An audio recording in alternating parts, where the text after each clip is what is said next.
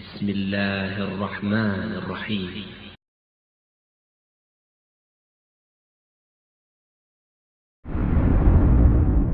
طلع البدر علينا من ثنيات الوداع وجب الشكر علينا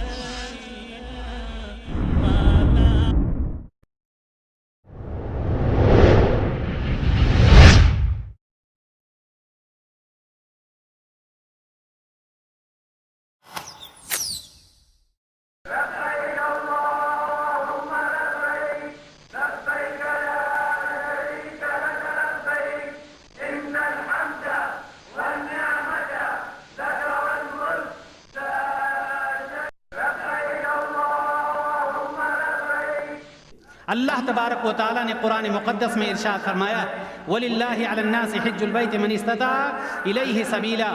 اللہ تعالیٰ نے ان لوگوں پر جو اس کی طرف راستے کی طاقت رکھتے ہوں اس گھر یعنی بیت اللہ کا حج ان کے اوپر فرض قرار دیا. صلی اللہ علیہ وسلم نے فرمایا وَالْحَجُّ الْمَبْرُورُ لَيْسَ لَهُ جَزَاءٌ إِلَّا الْجَنَّةُ. حج مبرور یعنی حج مقبول. حج مقبول کا جو اجر اللہ کے رسول صلی اللہ علیہ وسلم نے فرمایا آپ فرماتے ہیں کہ جنت کے علاوہ کوئی چیز ہے ہی نہیں. ہمارا کوئی بھی عمل چاہے وہ حج ہو چاہے روزہ ہو نماز ہو زکوٰۃ ہو کوئی بھی عمل ہو جناب محمد رسول اللہ صلی اللہ علیہ وسلم کے طریقے کے مطابق ہو. اس میں کھلی ہوئی نشانیاں ہیں جن میں سے ایک ابراہیم کے کھڑے ہونے کی جگہ ہے. جو شخص اس مبارک گھر میں داخل ہوا اس نے امن پا لیا اور لوگوں پر خدا کا حق یعنی فرض ہے کہ جو اس گھر تک جانے کا مقدور رکھے وہ اس کا حج کر اور جو اس حکم کی تعمیل نہ کرے گا تو خدا بھی اہل عالم سے بے نیاز ہے. السلام علیکم ورحمۃ اللہ وبرکاتہ. الحمد للہ نحمده ونستعینه ونستغفره ونؤمن به ونتوکل علیہ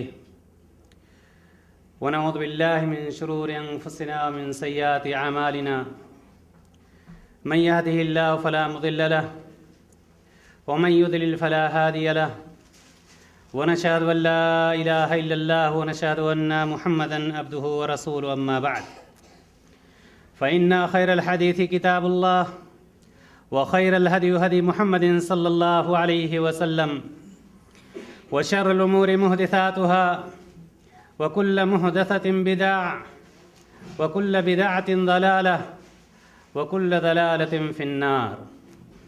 قال الله تعالى في القرآن المجيد والفرقان الحميد أعوذ بالله من الشيطان الرجيم بسم الله الرحمن الرحيم ولله على الناس حج البيت من استطاع إليه سبيلا.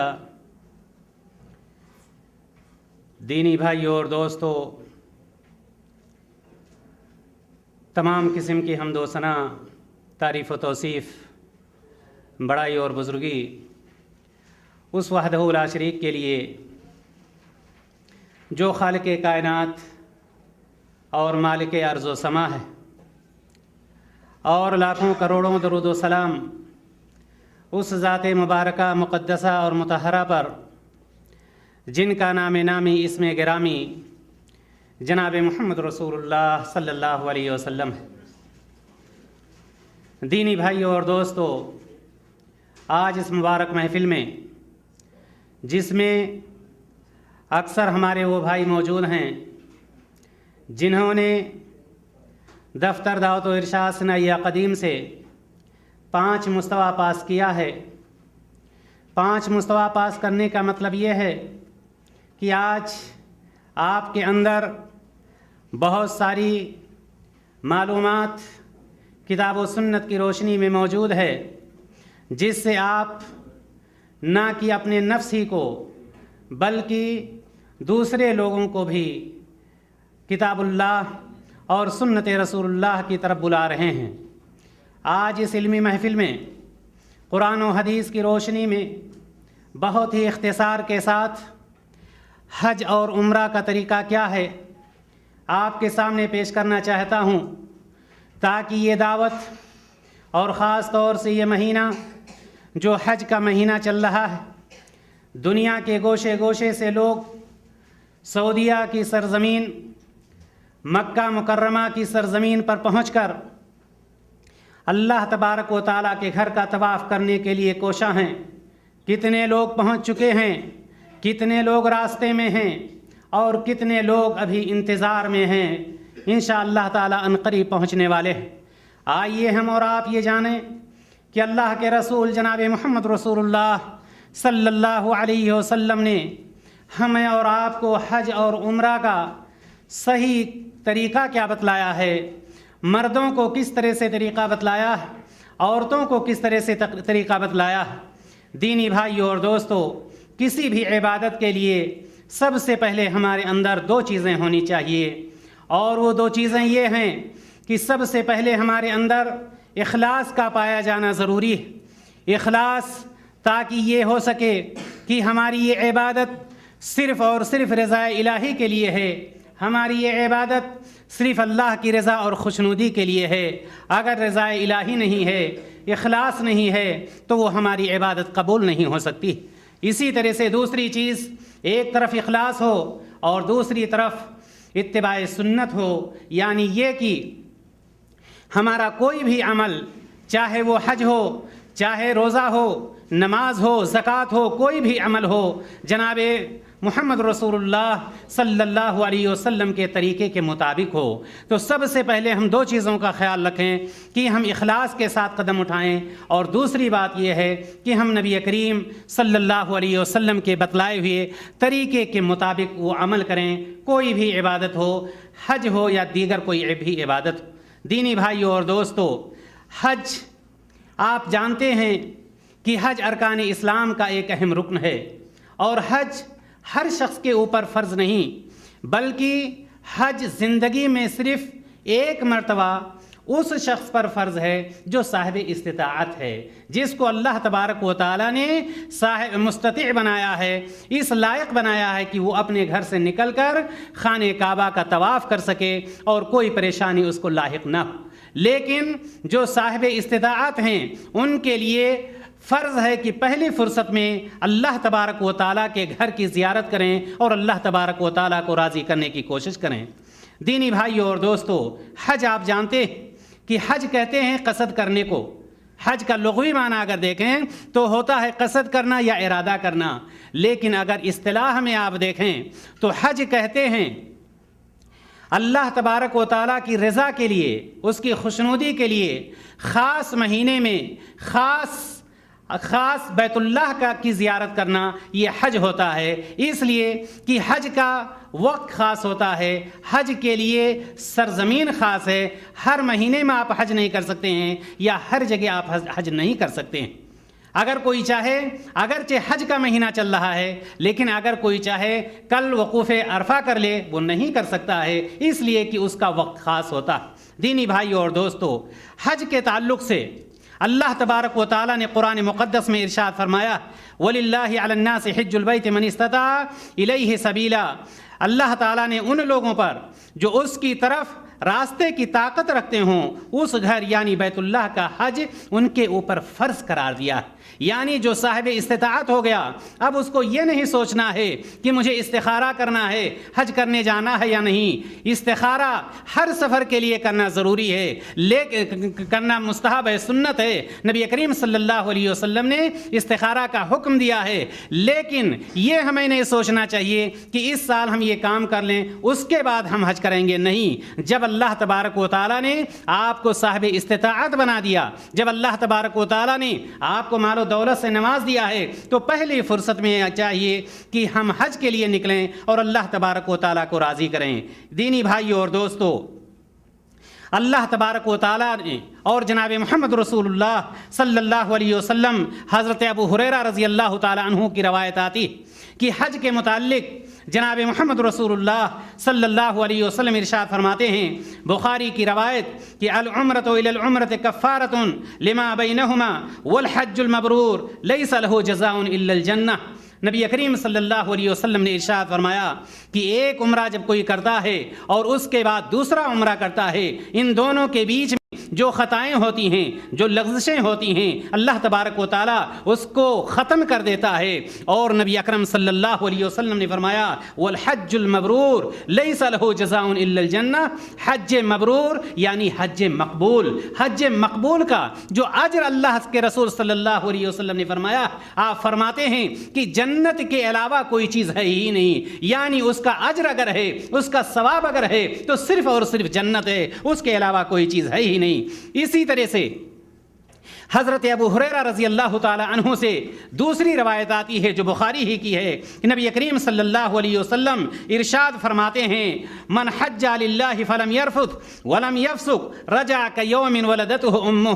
اللہ کے رسول جناب محمد رسول اللہ صلی اللہ علیہ وسلم ارشاد فرماتے ہیں کہ جو شخص حج کرتا ہے بالکل ویسے ہی جس طرح سے نبی کریم صلی اللہ علیہ وسلم نے حج کیا ہے، نبی کریم صلی اللہ علیہ وسلم نے طریقہ بتلایا ہے، دوران حج نہ گالی گلوچ بکتا ہے، نہ برے کام کرتا ہے، نہ شہوت کی چیزیں کرتا ہے، ان ساری چیزوں سے پاک و صاف ہو کر کے اگر کوئی شخص حج کرتا ہے تو نبی کریم صلی اللہ علیہ وسلم ارشاد فرماتے ہیں کہ جب حج سے مکہ کی سرزمین سے وہ شخص لوٹتا ہے تو بالکل ایسے ہی ہوتا ہے جس طرح سے بچہ جب اپنے ماں کے پیٹ سے نکلتا ہے تو بالکل گناہوں سے پاک و صاف ہوا کرتا ہے۔ دینی بھائیوں اور دوستو، نبی کریم صلی اللہ علیہ وسلم ایک اور حدیث میں ارشاد فرماتے ہیں، عبداللہ بن مسعود رضی اللہ تعالی عنہ اس کے راوی، ترمذی کی روایت، اللہ کے رسول صلی اللہ علیہ وسلم نے فرمایا وَلَيْسَ لِلْحَجَّةِ الْمَبْرُورَةِ ثَوَابٌ إِلَّا الْجَنَّةِ کہ حج مبرور کا ثواب صرف اور صرف جنت ہے۔ دینی بھائیوں اور دوستو، اس سے بڑی بشارت، اس سے بڑی خوشخبری اور کیا ہونی چاہیے کہ سرور کائنات صلی اللہ علیہ وسلم کی زبان مبارک سے نکل رہا ہے حج کرو اور سیدھے جنت میں داخل ہو جاؤ، لیکن کب ہوگا؟ اور آئیے ہم اس کی تفصیل آگے دیتے ہیں۔ اللہ کے رسول جناب محمد رسول اللہ صلی اللہ علیہ وسلم نے عورتوں کو خوشخبری دیتے ہوئے، عورتوں کو بشارت سناتے ہوئے کیا فرمایا؟ مائی عائشہ رضی اللہ تعالی عنہا جناب محمد رسول اللہ صلی اللہ علیہ وسلم سے عرض کرتی ہیں اے اللہ کے رسول صلی اللہ علیہ وسلم کیا ہم لوگ جہاد میں نہ نکلیں؟ اے اللہ کے رسول صلی اللہ علیہ وسلم کیا ہم لوگ آپ کے ساتھ غزوات میں نہ جایا کریں؟ اللہ کے رسول صلی اللہ علیہ وسلم نے کیا فرمایا؟ اللہ کے رسول صلی اللہ علیہ وسلم نے فرمایا کہ تمہارے لیے سب سے اچھا جہاد وہ چیز ہے جس کو ہم اور آپ حج کہتے ہیں۔ نبی کریم صلی اللہ علیہ وسلم نے فرمایا کہ جو عورت حج کر لیتی ہے وہی اس کے لیے جہاد ہے، یعنی ایسا جہاد ہے نہ اس میں تلوار ہے، نہ قتال ہے، نہ جنگ ہے، نہ لڑائی ہے۔ نبی کریم صلی اللہ علیہ وسلم نے ان عورتوں کے لیے بتلایا جو حج کرنے والی ہیں۔ نبی کریم صلی اللہ علیہ وسلم یہ خوشخبری دے رہے ہیں ان عورتوں کو جو حج کرتی ہیں کہ وہ ایسے ہی ہیں جیسے جہاد میں جاتی ہیں جو عورتیں حج کرنے والی۔ حضرت عائشہ رضی اللہ تعالی عنہا فرماتی ہیں یا رسول اللہ علی النساء جہاد؟ قال نعم علیہن جہاد لا قتال فیہ۔ اے اللہ کے رسول صلی اللہ علیہ وسلم کیا عورتوں پر بھی جہاد ہے؟ کیا وہ بھی میدان جہاد میں جائیں گی؟ کیا وہ بھی غزوات میں جائیں گی؟ آپ صلی اللہ علیہ وسلم نے فرمایا ہاں ہے جہاد، ان کے اوپر بھی جہاد ہے، لیکن ایسا جہاد ہے جس میں قتال نہیں، اور وہ کیا ہے؟ الحج والعمرہ۔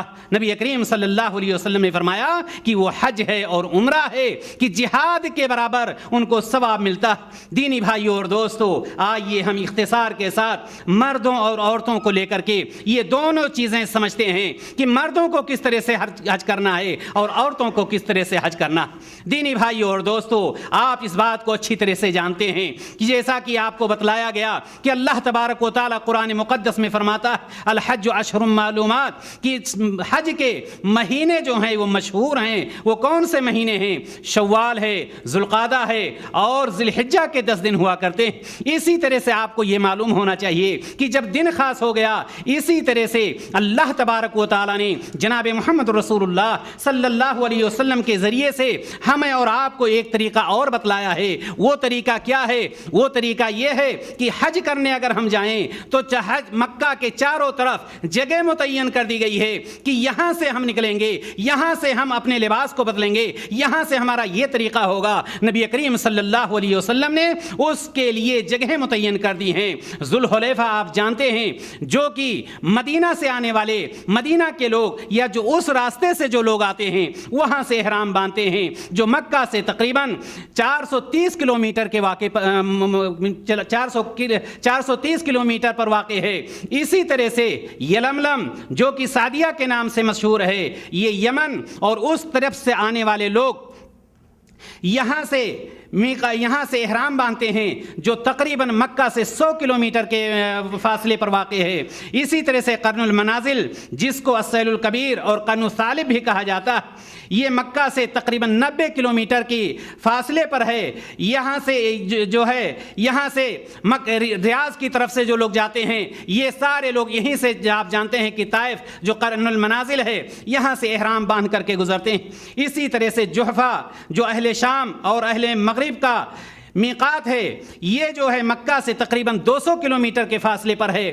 جو لوگ اس راستے سے گزرتے ہیں وہاں سے احرام باندھتے ہیں۔ اور ذات عرق جو اہل عراق اور اہل مشرق کا میقات ہے، یہاں سے جو لوگ بھی گزریں گے وہیں سے احرام باندھ کر کے گزرتے ہیں، جو مکہ سے تقریباً 84 کلومیٹر کے فاصلے پر واقع ہے۔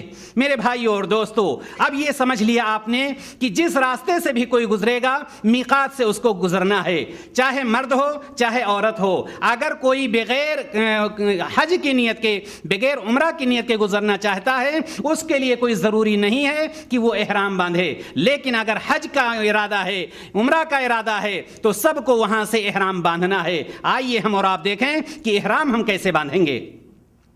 دینی بھائیو اور دوستو، احرام کی بات آتی ہے جب ہم میقات پر پہنچ جائیں، اور آپ ساتھ میں یہ بھی جانتے چلیں کہ حج کی 3 قسمیں ہوا کرتی ہیں، حج تمتع، حج افراد اور حج قران۔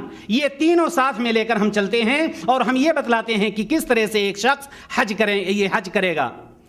حج افراد کے لیے جب ہم میقات پر پہنچ جائیں، چاہے ہم حج افراد کرنا چاہتے ہوں، چاہے حج قران کرنا چاہتے ہوں، چاہے حج تمتع کرنا چاہتے ہوں، میقات پر پہنچ کر کے مستحب ہے کہ ایک شخص احرام پہننے سے پہلے غسل کر لے، پاک و صاف ہو جائے، اور پاک و صاف ہونے کے بعد اگر موقع ہے تو مسجد میں جا کر کے نماز پڑھتا ہے، لیکن یاد رہے کہ احرام سے اس کا کوئی تعلق نہیں ہے۔ اگر موقع نہیں ہے تو احرام اپنے کپڑے کو بدل کر کے احرام کی 2 چادریں پہن لے گا، یہ مردوں کے لیے ہے۔ لیکن عورتوں کے لیے جس لباس میں وہ ہیں اسی لباس میں وہ رہیں گی اور وہیں سے وہ نیت کرنا شروع کر دیں گی۔ مرد کے لیے جب 2 چادریں انہوں نے پہن لی، وہ 2 چادریں کیسی ہوں گی میں آپ کو بتلانا چاہتا ہوں۔ یہ ہمارے 2 بھائی موجود ہیں۔ میقات پر عام طور پر غلطی ہو جایا کرتی ہے۔ کیا غلطیاں لوگ کرتے ہیں؟ میقات پر جب پہنچتے ہیں تو وہیں سے وہ دونوں کندھا ایک کندھا کھولنے کے بجائے، دونوں کندھا بند کرنے کے بجائے ایک کندھا کھول لیتے ہیں۔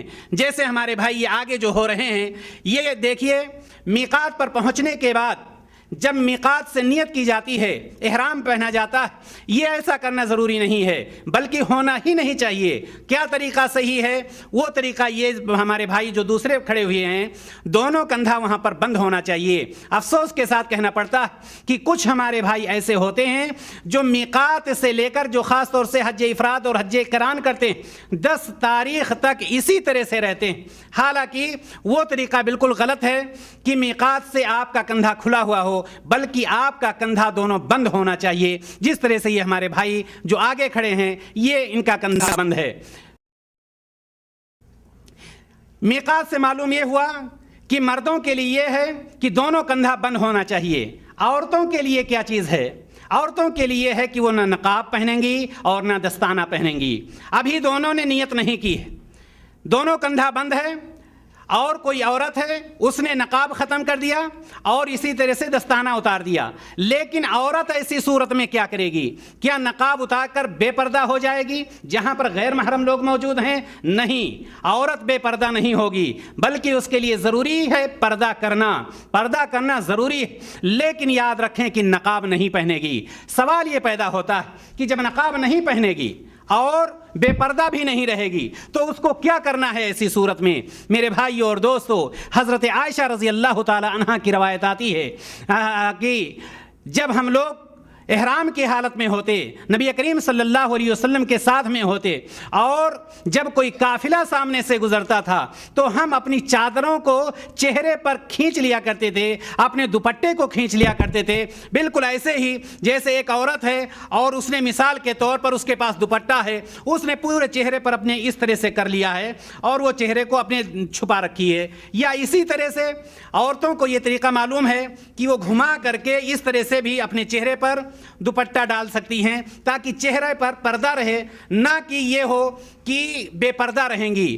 یاد رہے، نقاب نہیں پہنیں گی لیکن وہ بے پردہ بھی نہیں رہیں گی، چاہے اپنے دوپٹے کو آگے کھینچ کر کے کریں یا کسی بھی طرح سے۔ یہاں پر ایک چیز اور میں بتلاتا چلوں شروع ہی میں کہ کچھ عورتیں یہ سمجھتی ہیں کہ چہرے پر کپڑا نہیں لگنا چاہیے، جس کی وجہ سے وہ ہیٹ لگاتی ہیں اور وہ دور تک ہوتا ہے اور اس کے اوپر سے پردہ ڈال لیتی ہیں۔ میرے بھائیو اور دوستو، چہرے پر کپڑا لگنے کی ممانعت نہیں ہے، کوئی ایسی بات نہیں ہے وہاں پر۔ چونکہ نقاب کہتے ہیں باندھنے کو، باندھنا اصل چیز ہے، اس سے منع کیا گیا ہے، چہرے پر کپڑا لگنے سے کوئی فرق نہیں پڑتا۔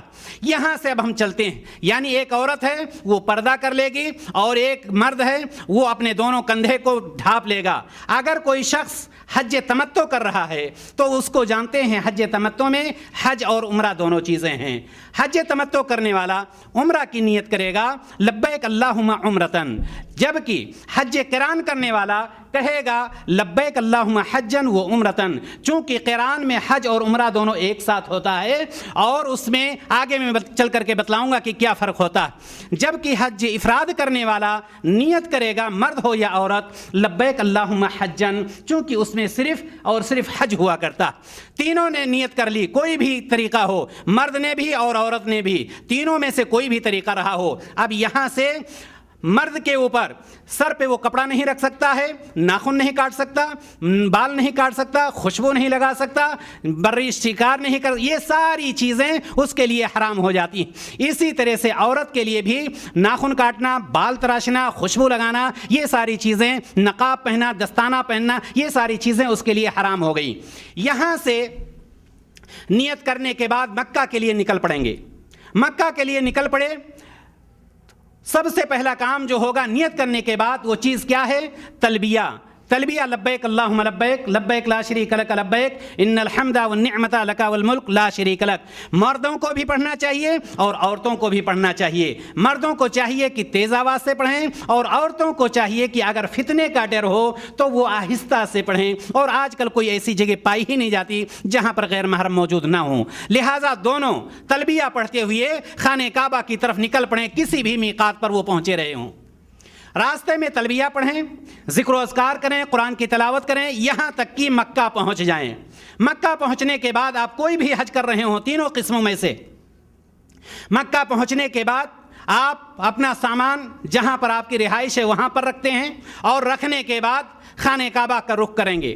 ایسی صورت میں وہ شخص جو حج تمتع کر رہا ہے، وہ شخص حرم میں داخل ہو رہا ہے، حج قران کرنے والا بھی داخل ہو رہا ہے، حج افراد کرنے والا بھی داخل ہو رہا ہے، تین کے تینوں داخل ہو رہے ہیں۔ کس کام کے لیے؟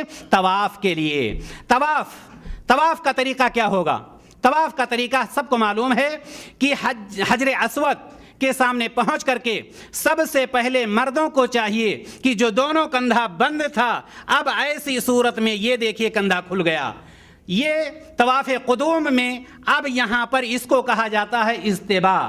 اس کو کیا کہتے ہیں؟ استباء کہتے ہیں۔ یہ ساتوں چکر میں کندھا کھلا رہے گا، ساتوں چکروں میں یہ کندھا کھلا رہے گا۔ اور یہاں پر ایک اہم چیز جو ہے وہ یہ، اچھا جو عورتیں ہیں وہ عورتیں جس حالت میں تھیں اسی حالت میں رہیں گی، اور ویسے ہی حجر اسود کے سامنے پہنچ کر مرد ہوں یا عورت ہوں، کوئی بھی قسم حج کی کر رہے ہوں، وہ بسم اللہ اللہ اکبر پہنچ کر اور طواف شروع کر دیں گے۔ یاد رہے کہ طواف کے کسی چکر کے لیے کوئی دعا خاص نہیں ہے۔ نبی کریم صلی اللہ علیہ وسلم سے صرف اتنا ثابت ہے کہ رکن یمانی سے لے کر حجر اسود تک نبی کریم صلی اللہ علیہ وسلم ربنا آتنا فی الدنیا حسنہ وفی الآخرۃ حسنۃ وقنا عذاب النار پڑھا کرتے تھے۔ اس کے علاوہ کوئی بھی دعا ثابت نہیں ہے۔ اسی طرح سے طواف شروع کرتے ہوئے اگر رش نہیں ہے تو ہونا یہ چاہیے کہ حجر اسود کا بوسہ لے کر کے آپ شروع کریں، لیکن یاد رہے اگر وہاں پر رش ہے، وہاں پر بھیڑ ہے، تو نبی کریم صلی اللہ علیہ وسلم کا وہ قول جس میں نبی کریم صلی اللہ علیہ وسلم نے حضرت عمر رضی اللہ تعالی عنہ کے لیے فرمایا تھا، اے عمر تم قوی ہو، تم طاقت والے ہو، اے عمر دوسروں کو تکلیف مت پہنچاؤ، اگر جگہ ہے، اگر راستہ ہے، اگر رش نہیں ہے جا کر کے بوسہ لے لو، ورنہ تکبیر کہہ کر کے وہاں سے گزر جایا کرو۔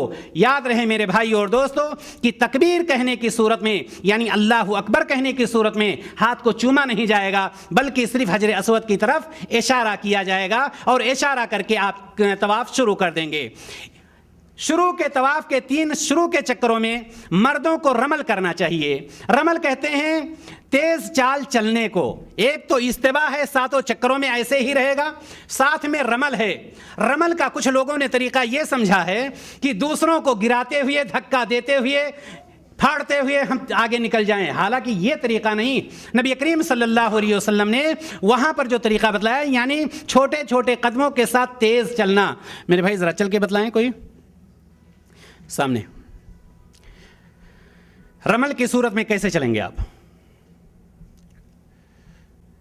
یہ طریقہ ہوتا ہے اگر اگر جگہ ہے تب، اگر جگہ نہیں ہے تو کوئی ضروری نہیں ہے، یہ کوئی ضروری چیز نہیں ہے، یہ سنت ہے نبی کریم صلی اللہ علیہ وسلم کی۔ لیکن وہ طریقہ ذرا سا کوئی دکھائیں جو دوسروں کو گرانے والا ہوتا ہے۔ یہ دیکھیں میرے بھائی کو، جگہ ہو یا نہ ہو ان کو ایسے، بلکہ یہ ذرا آہستہ چل رہے ہیں، ڈر رہے ہیں کہیں پھسل نہ جائے پیر۔ وہاں پر جو لوگ چلتے ہیں گروپ بنا کر کے دوسروں کو گراتے ہوئے، میرے بھائی اور دوستو رمل کا یہ طریقہ نہیں۔ رمل کا میرے بھائی نے جو پہلے دکھایا چھوٹے چھوٹے قدموں کے ساتھ آہستہ چلنا، وہ بھی اس وقت جب جگہ موجود ہو وہاں پر۔ تو ایسی صورت میں رمل کا یہ طریقہ ہے۔ 7 چکر آپ کو طواف کا کرنا ہے۔ میں نے یہ بھی بتلایا کہ طواف کے لیے کوئی دعا خاص نہیں ہے۔ دوسری بات یہ کہ اگر آپ طواف کرتے ہوئے چکر بھول جائیں کہ 6 چکر ہوئے یا 5 چکر ہوئے، تو آپ جو تعداد کم ہو اس پر آپ اکتفا کر لیں، اسی پر آپ یہ سمجھیں 5 اور 6 میں سے کہ میں نے صرف 5 چکر لگائے اور باقی چکروں کو پورا کر لیں۔ 7 چکر آپ نے لگا لیا، اس کے بعد جو آپ کا طریقہ ہے، اس کے بعد مقام ابراہیم کے پیچھے چاہے حج تمتع کر رہے ہوں، چاہے قران کر رہے ہوں، چاہے افراد کر رہے ہوں، سب کے سب مقام ابراہیم کے پیچھے 2 رکعت نماز پڑھیں گے۔ پہلی رکعت میں سورۃ الکافرون اور دوسری رکعت میں سورۃ الاخلاص پڑھنا مستحب ہے، لیکن یاد رکھیں ان 2 سنتوں کے بعد ہاتھ اٹھا کر دعا کرنا ثابت نہیں ہے کہ خوب دیر تک کوئی دعا کرتا رہے۔ اس طرح سے کوئی دعا ثابت نہیں ہے۔ کچھ لوگ بہت دیر تک وہاں پر جو ہے گریہ وزاری کرتے رہتے ہیں، جبکہ نبی کریم صلی اللہ علیہ وسلم سے کوئی ایسی چیز ثابت نہیں۔ آپ نے 2 رکعت نماز پڑھ لی، اب وہ لوگ جو حج تمتع کر رہے ہیں ان کے لیے سعی کرنا ضروری ہے، وہ سعی کریں گے، اور وہ لوگ جو حج قران کر رہے ہیں یا حج افراد کر رہے ہیں وہ چاہیں تو صحیح کریں اور چاہیں تو نہ کریں، اس کو مؤخر کر دیں طواف افاضہ کے لیے۔ اگر آج کر لیا ہے تو طواف افاضہ میں نہیں کرنا پڑے گا، مردوں کو بھی عورتوں کو بھی اختیار ہے۔ ہم یہ چلتے ہیں کہ حج تمتع کرنے والا کوئی شخص ہے، اس نے 2 رکعت نماز پڑھی، اب وہ چل رہا ہے صفا کی طرف۔ صفا پر جانے سے پہلے ایک کام اور کر لیں، زمزم جس کے لیے نبی کریم صلی اللہ علیہ وسلم نے فرمایا ہے کہ موت کے علاوہ ہر مرض کی یہ دوا ہے، اور جو شخص جس چیز کی نیت لے کر کے دعا کرتا ہے وہ پانی پیتا ہے تو اللہ تبارک و تعالیٰ اس کی دعا کو قبول فرماتا ہے۔ لیکن وہ کام نہ کریں جو ہمارے یہاں سے آنے والے حجاج پورا نہانا شروع کر دیتے ہیں، اور بعض لوگوں کا عقیدہ یہ ہوتا ہے کہ 7 مرتبہ نہا لیں گے تو گناہوں سے بالکل پاک و صاف ہو جائیں گے۔ یہ کوئی بات نہیں، لیکن اس کو پینا چاہیے اور یہ دعا کر کے پینی چاہیے کہ اللہ تبارک و تعالیٰ ہمیں عافیت میں رکھے، یا جو شخص جو چاہے دعا کر سکتا۔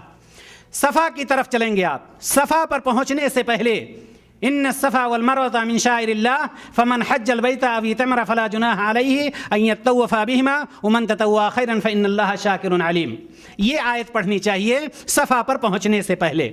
صفا پر آپ پہنچ گئے، اب وہاں پر آپ کے لیے یہ ہے کہ آپ قبلہ کی طرف رخ کر لیں اور دونوں ہاتھوں کو اٹھا کر دعا کریں، اللہ اکبر اللہ اکبر اللہ اکبر، لا الہ الا اللہ وحدہ لا شریک لہ لہ الملک ولہ الحمد وہو علی کل شیء قدیر، لا الہ الا اللہ وحدہ انجز وعدہ ونصر عبدہ وہزم الاحزاب وحدہ۔ یہ دعائیں 3 مرتبہ آپ کریں۔ ان دعاؤں کے بیچ میں دوسری دعائیں بھی کر سکتے ہیں۔ صفا پر آپ نے دعا کر لی، اب آپ چلیں گے مروہ کے لیے، مرد ہو یا عورت سب کا وہی طریقہ ہوگا۔ یاد رہے صفا سے نکلتے ہوئے 2 سبز لائٹیں ہیں، وہاں پر مردوں کو تیز چلنا ہے۔ نبی کریم صلی اللہ علیہ وسلم کے بارے میں ثابت ہے کہ آپ صلی اللہ علیہ وسلم دونوں سبز لائٹوں کے بیچ میں اتنی تیزی سے دوڑتے تھے کہ آپ کے کپڑے ناچنے لگتے تھے۔ یہ مردوں کے لیے ہے، لیکن عورتوں کو اس میں نہیں دوڑنا ہے۔ عورتیں آپ دیکھیں گے بعض عورتیں مردوں سے آگے نکلنے کی وہاں پر کوشش کرتی ہیں، جبکہ مرد عورتوں کے لیے چیز نہیں۔ آپ مروہ پر پہنچ جائیں گے، مروہ پر پہنچ کر کے خانہ کعبہ کی طرف رخ کر کے ہاتھ اٹھا کر ویسے ہی دعا کریں جس طرح سے آپ نے صفا پر کیا تھا۔ مروہ پر آپ پہنچ گئے، آپ کا ایک چکر پورا ہو گیا، مرد ہو یا عورت دو کے دونوں کا۔ پھر مروہ سے واپس آئیں گے، صفا پر دوسرا چکر ہو جائے گا، اسی طرح سے دعا کریں گے، اسی طرح سے مردوں کو چاہیے دونوں سبز لائٹوں کے بیچ میں وہ دوڑیں گے۔ اس طرح سے صفا سے آپ کی سعی شروع ہوگی اور مروہ پر جا کر 7واں چکر آپ کا پورا ہو جائے گا۔ مردوں کو چاہیے جو حج تمتع کر رہے ہیں اور جو حج تمتع کر رہے ہیں ان کو چاہیے کہ اس کے بعد اب جا کر کے وہ اپنے بال کو منڈوا لیں۔ اگر حج قریب ہے تو قصر کروا لیں، یعنی بال کچھ ہی کٹے تاکہ 10 تاریخ کو بال منڈوانے میں آسانی رہے۔ لیکن عورتوں کو چاہیے کہ وہ اپنے انگلیوں کے پور کے برابر وہاں پر جو حج تمتع کر رہی ہیں وہ انگلیوں کے پور کے برابر اپنے بال کاٹ دیں۔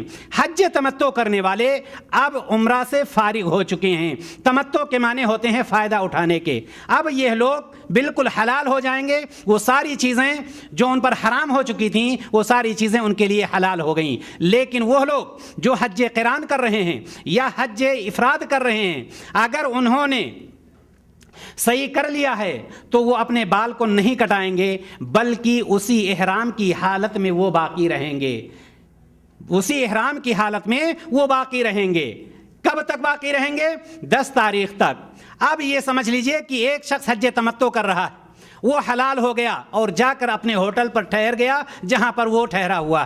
اسی طرح سے وہ شخص جو حج قران کر رہا ہے یا حج افراد کر رہا ہے وہ احرام کی حالت میں اپنی جگہ پر بیٹھ گیا۔ 8 تاریخ آ گئی۔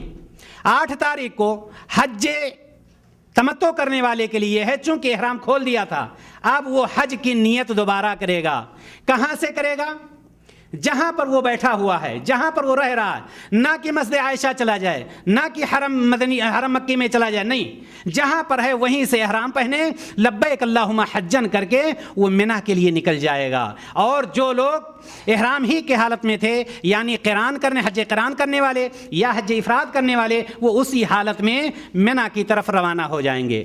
منی میں پہنچنے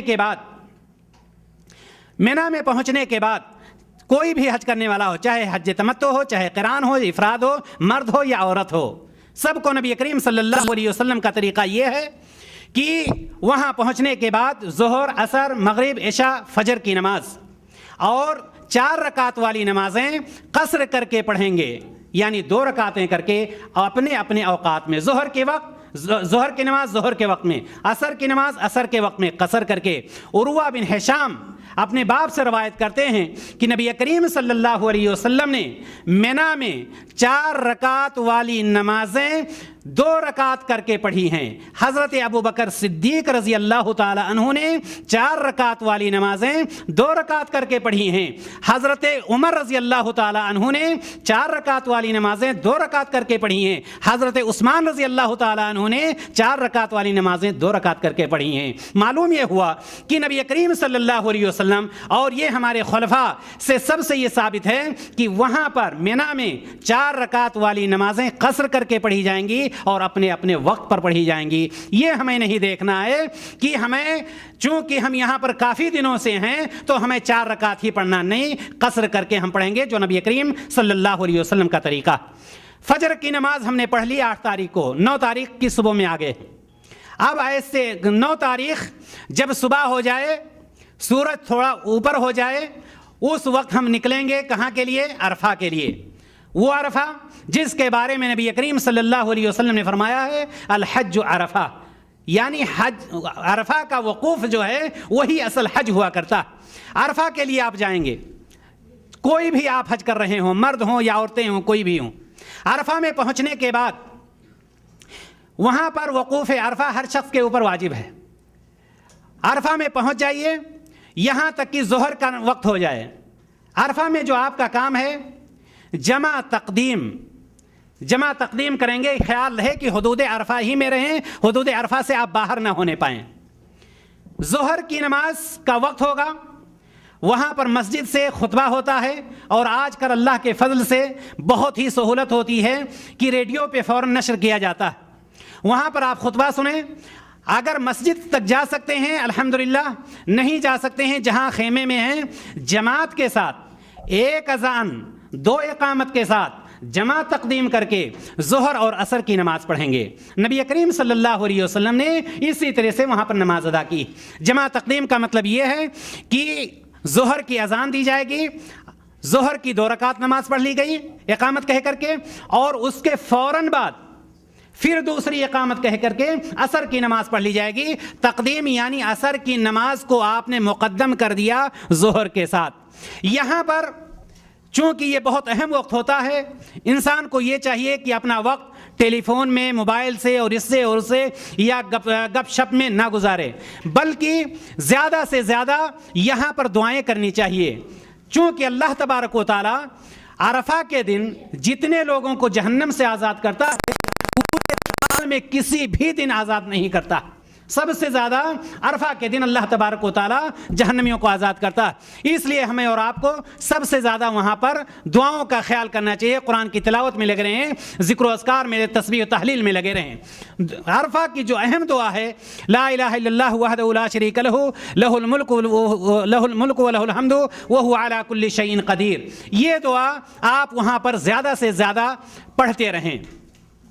دینی بھائی اور دوستو، عرفہ میں آپ نے 2 وقت کی نمازیں پڑھ لیں، ظہر کی اور عصر کی جمع تقدیم کے ساتھ. اب آپ عرفہ میں کب تک رہیں گے؟ عرفہ میں آپ کو مغرب تک رہنا ہے، یہاں تک کہ مغرب کی اذان ہو جائے. مغرب کی اذان ہونے کے بعد آپ کو یہ چاہیے کہ آپ عرفہ چھوڑ دیں گے.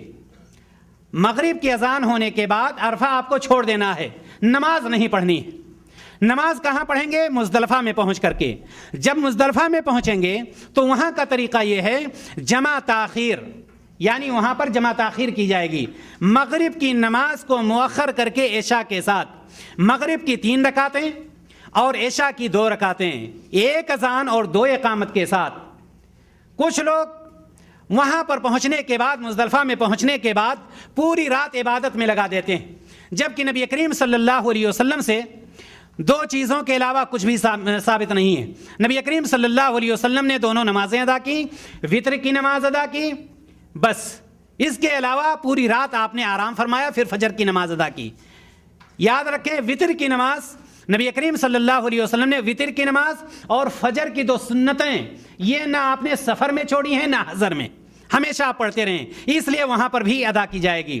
اور وہاں پر پوری رات آرام کریں. آرام کرنے کے بعد فجر کی اذان ہو جائے، فجر کی اذان ہونے کے بعد نماز پڑھیے، اور جب سورج تھوڑا طلوع ہو جائے، جو سورج طلوع ہونے سے تھوڑا پہلے جب روشنی آنے لگتی ہے اس وقت قبلہ کی طرف رک کر کے آپ دعا کریں. اس کے بعد آپ نکلیں گے کہاں کے لیے؟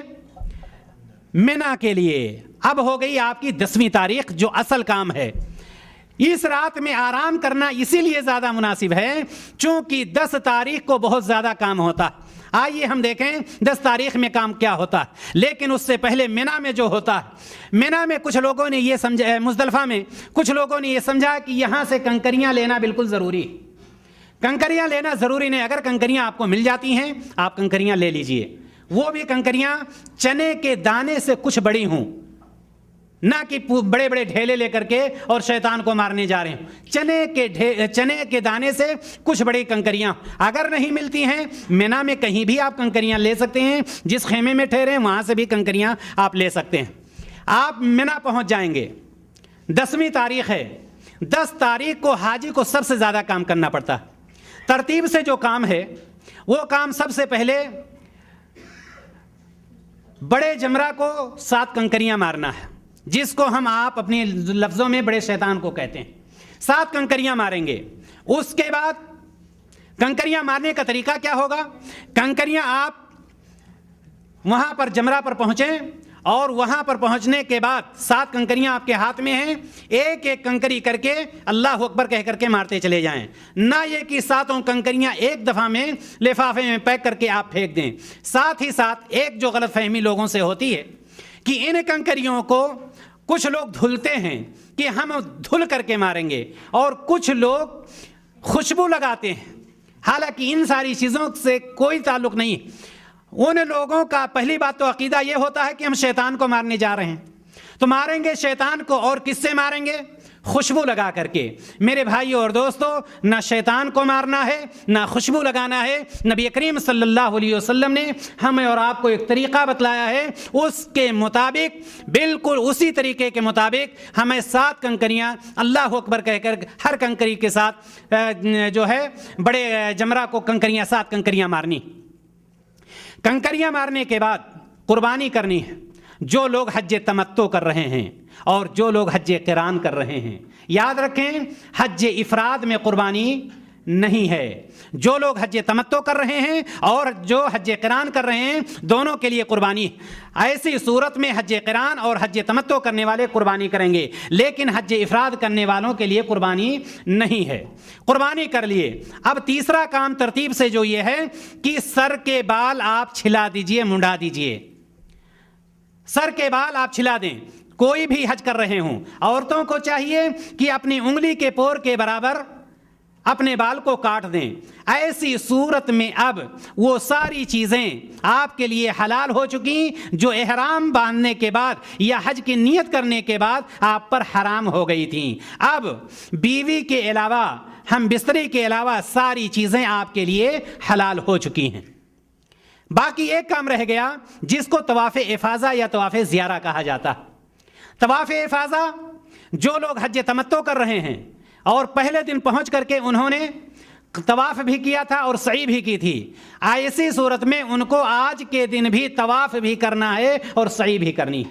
जो लोग हज तमत्तो कर रहे हैं, लेकिन जो लोग हज इफ़राद कर रहे हैं, अगर उन्होंने पहले दिन सही कर ली थी तो आज उनको सिर्फ तवाफ़ करना, सही नहीं करनी। इसी तरह से जो लोग हज क़िरान कर रहे हैं, अगर पहले दिन सही कर लिया था तो आज सिर्फ तवाफ़ करना है, आज उनको सही नहीं करनी।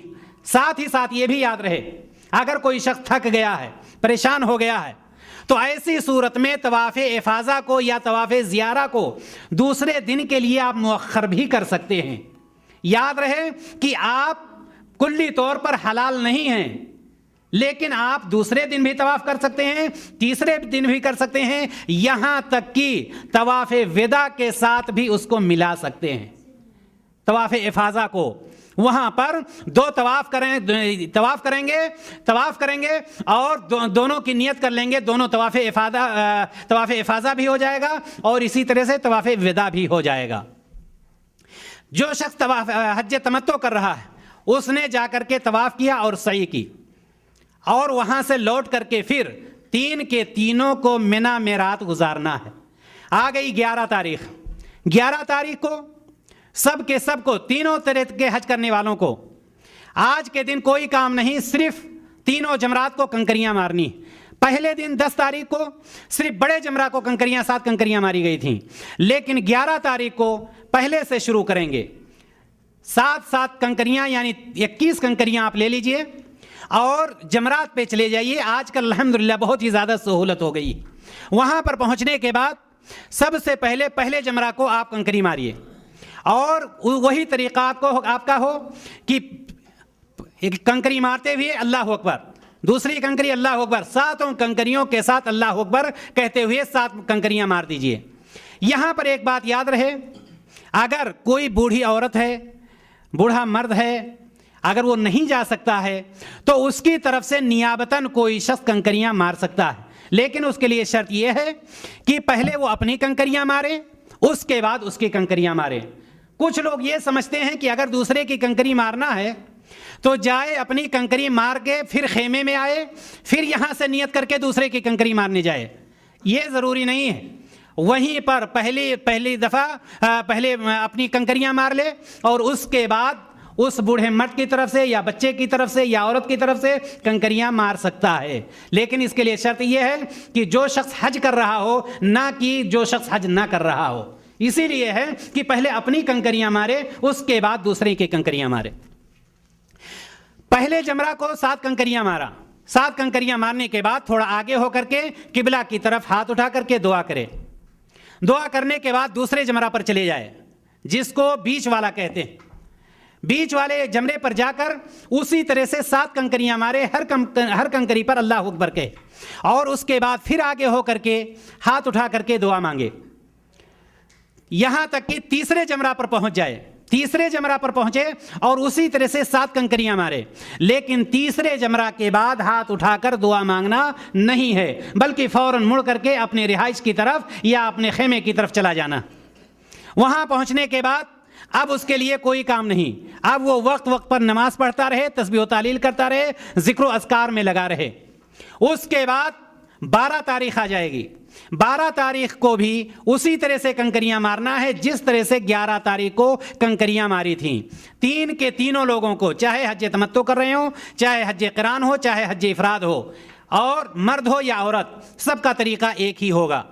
12 تاریخ کو کنکریاں مارنے کے بعد اب اگر کوئی شخص چاہے تو 12 تاریخ کو وہاں سے نکل سکتا ہے، اور اگر کوئی چاہے تو 13 تاریخ کی کنکریاں مارنے کے بعد مینا چھوڑے، چونکہ اللہ تبارک و تعالیٰ فرماتا ہے فمن تعجل فی یومین فلا اثم علیہ ومن تاخر فلا اثم علیہ لمن اتقی، یعنی اگر کوئی شخص چاہے تو 2 دن کی کنکریاں مارنے کے بعد 11 اور 12 وہاں سے مینا چھوڑ کر کے نکل سکتا ہے، اب وہ حج سے فارغ ہو چکا۔ اسی طرح سے اگر کوئی شخص چاہے 3 دن کی کنکریاں مارے، اس کے بعد نکلے۔ اب حاجی کے لیے، حج کرنے والے کے لیے، چاہے وہ مرد ہو، چاہے عورت ہو، چاہے وہ حج تمتع کر رہا ہو یا حج قران کر رہا ہو یا حج افراد کر رہا ہو، اس کے لیے صرف ایک کام باقی بچا۔ وہ کام کیا ہے؟ اور یہاں پر ایک بات اور جانتے چلیں، کچھ لوگ مینا میں پہنچنے کے بعد 10 تاریخ کو بہت پریشان ہو جاتے ہیں۔ کس چیز میں پریشان ہوتے ہیں؟ ان کی پریشانی یہ ہوتی ہے کہ جو طریقہ بھی بتلایا گیا ترتیب کا، بڑے جمرہ کو کنکریاں مارنا، پھر قربانی کرنا، پھر سر چھلانا، اس کے بعد طواف افاضہ، یہ طریقہ، لیکن ایک شخص انتظار کرتا رہتا ہے کہ میری قربانی ہوئی یا نہیں ہوئی، مجھے سر چھلانا باقی، وہ فون لگا رہا ہے، بہت پریشان ہوتا ہے۔ نبی کریم صلی اللہ علیہ وسلم کے پاس کچھ لوگ آئے، انہوں نے کہا اللہ کے رسول صلی اللہ علیہ وسلم، میں نے سر چھلا دیا اور قربانی نہیں کی۔ آپ صلی اللہ علیہ وسلم نے فرمایا کہ ٹھیک ہے، جا کر کے قربانی کر لو۔ کچھ لوگ آئے، انہوں نے کہا اللہ کے رسول صلی اللہ علیہ وسلم، میں نے قربانی کر دی اور ابھی رمی جمار نہیں کیا ہے، جمرہ کو کنکری نہیں ماری ہے۔ آپ صلی اللہ علیہ وسلم نے فرمایا کہ ٹھیک ہے، جا کر کے کنکری مار لو، افعل ولا حرج، افعل ولا حرج۔ اس طرح سے نبی کریم صلی اللہ علیہ وسلم نے سب کو جواب، یعنی کہنے کا مطلب یہ کہ اگر وہاں پر تقدیم و تاخیر ہو جائے تو کوئی حرج نہیں ہے، اس میں کوئی پریشانی کی بات نہیں ہے، اور نہ ہمیں انتظار کرنا چاہیے، خاص طور سے آج کل کے دور میں جب کہ بینک میں پیسہ جمع ہو جاتا ہے، اب وہ انتظار میں رہتے ہیں کب قربانی ہوگی، میں بال چھلاؤں یا نہ چھلاؤں، انتظار کرتے رہتے ہیں، بیچارے پریشان رہتے ہیں۔ اس میں انتظار کرنے کی کوئی ضرورت نہیں ہوتی ہے۔ میں بتلا یہ رہا تھا کہ اب ایک چیز باقی رہ گئی، مردوں کے لیے بھی، عورتوں کے لیے بھی، اور کوئی کسی بھی قسم میں حج کرنے والا ہو، وہ چیز کیا ہے؟ طواف وداع۔ طواف وداع ضروری ہے، سمجھ رکھیں گے، خاص طور سے مردوں کے لیے، لیکن وہ عورتیں جو ناپاک ہو جاتی ہیں طواف افاضہ کے بعد، کافی دن رکنا پڑ جاتا ہے کچھ لوگوں کو، اور وہ اسی دنوں میں ان کی تاریخ ہو جاتی ہے کہ وہ ناپاکی کی حالت میں ہوتی ہیں۔ اگر کوئی عورت ناپاک ہو گئی ہے تو اس کے لیے طواف وداع ضروری نہیں ہے۔ رہی بات مردوں کی، تو مردوں کے لیے ضروری ہے کہ وہ طواف وداع جب ان کو مکہ چھوڑنا ہو، جب مکہ سے نکل رہے ہوں، تو ایسی صورت میں ان کو آخری عمل حج کا جو کرنا ہے وہ طواف وداع ہے، کہ وہ طواف وداع کر لیں اور اس کے بعد مکہ چھوڑیں۔ اس طرح سے چاہے کوئی حج تمتع کر رہا ہو، حج افراد کر رہا ہو یا حج قران کر رہا ہو، وہ پورے طور پر اس کا حج پورا ہو گیا۔ یہ مختصر سا طریقہ تھا جو نبی کریم صلی اللہ علیہ وسلم نے ہمیں اور آپ کو بتلایا ہے۔ ہم اللہ تبارک و تعالیٰ سے دعا کرتے ہیں کہ الہ العالمین ہم تمام لوگوں کو نبی کریم صلی اللہ علیہ وسلم کے بتلائے ہوئے طریقے کے مطابق حج کرنے کی توفیق عطا فرما۔ الہ العالمین ہمارے وہ تمام بھائی جو دنیا کے کسی بھی گوشے میں ہیں اور جنہوں نے اب تک خانہ کعبہ کی زیارت نہیں کی ہے، الہ العالمین انہیں خانہ کعبہ کی زیارت کرنے کی توفیق نصیب فرما۔ الہ العالمین ہمارے وہ تمام بھائی جو اس وقت مکہ میں پہنچ چکے ہیں یا اپنے گھروں سے نکل چکے ہیں یا اپنے گھروں سے نکلنے والے ہیں، الہ العالمین ان کے اس عمل کو تو قبول کر لے اور ان کو صحیح سالم خانہ کعبہ سے واپس ان کے وطن تک پہنچا دے۔ وآخر دعوانا ان الحمدللہ رب العالمین۔ السلام علیکم ورحمۃ اللہ وبرکاتہ۔ میرے بھائی نے بہت اچھا سوال کیا ہے کہ 10 تاریخ کو طواف افاضہ کے لیے یا طواف زیارہ کے لیے کچھ لوگ نکل جاتے ہیں مکہ اور رش ہونے کی وجہ سے وہاں لیٹ ہو جاتا ہے۔ یاد رکھیں کہ آج کل رش بڑھتا ہی جا رہا ہے، پہلے بہت کم لوگ ہوا کرتے تھے، اب تعداد بڑھتی ہی جا رہی ہے۔ یہ بہت بڑی سہولت ہے، اسی لیے یہ چیز بتلا دی جاتی ہے کہ آپ طواف افاضہ کو اگر 10 تاریخ کو نہیں کر سکتے ہیں تو 11 تاریخ کو کریں، 11 کو نہیں کر سکتے ہیں تو 12 کو کریں، وقت ہو تب کریں۔ پہلی بات یہ۔ دوسری بات یہ ہے کہ منی میں آپ کو رات گزارنا ہے اور رات کا اطلاق اس پر ہوتا ہے کہ اکثر حصہ رات کا وہاں پر گزار لیا جائے، اس لیے کوشش کرنی چاہیے کہ کم از کم 12 بجے تک انسان وہاں پر ضرور پہنچ جائے تاکہ رات کا اطلاق ہو جائے کہ رات وہاں پر گزاری ہے۔ چونکہ یہ 2 دن یا 3 دن جو ہوتے ہیں، یعنی 10 کے بعد جو رات گزارنی ہوتی ہے یا 10 کو لے کر کے 3 راتیں جو ہو جاتی ہیں، یہ منی میں رات گزارنا بالکل ضروری ہے۔ اگر کوئی وہاں پر گزارتا ہے تو اس کے اوپر پھر دم واجب ہو جائے گا۔ جی